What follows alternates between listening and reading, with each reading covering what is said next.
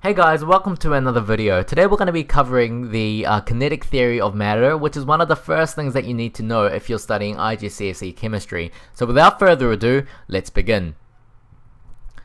So the kinetic theory of matter states that matter is composed of a large number of small particles that are in constant motion. And so this is otherwise known as the kinetic molecular theory of matter or the kinetic theory of gases.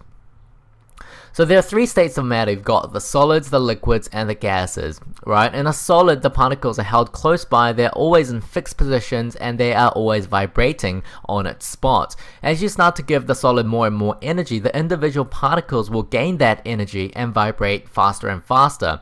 As that happens, they start to gain separation from one another because they break free from the attractive forces that they have for one another. So therefore, as they separate, the particles will eventually become able to slide past other particles and sort of move around, and in that instance we start to call it a liquid. If you start to give it more and more energy, then they will separate even more as they break free further from the attractive bonds, and so the particles have a huge separation in gases.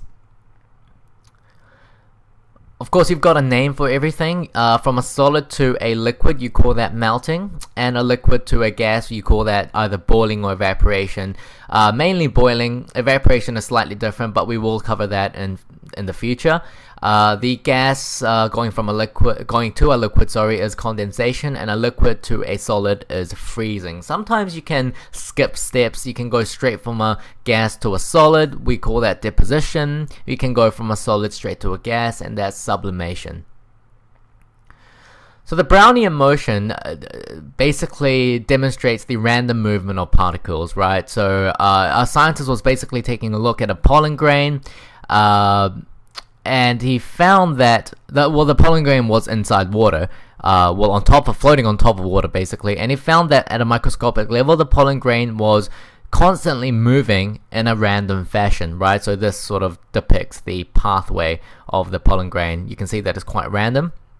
And it's always moving. So what's really happening is that the pollen grain itself is getting bombarded at a random, pace by the water molecules or the water particles, right?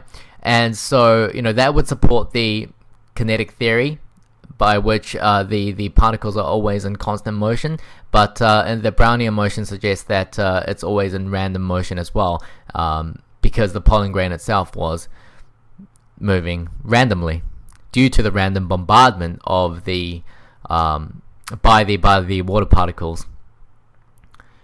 Okay, so that's a fairly short video. I hope that helped. Please check out my new website, www.freeexamacademy.com. It's by no means complete at the moment. It only has biology, so if you guys are studying biology, it has a couple of notes there for that, so please check it out. Otherwise, please like, share, and subscribe, and comment below if there are any sort of topics that you want me to cover, whether it's physics, chemistry, or biology. Okay, so thank you very much, and I'll see you in the next video.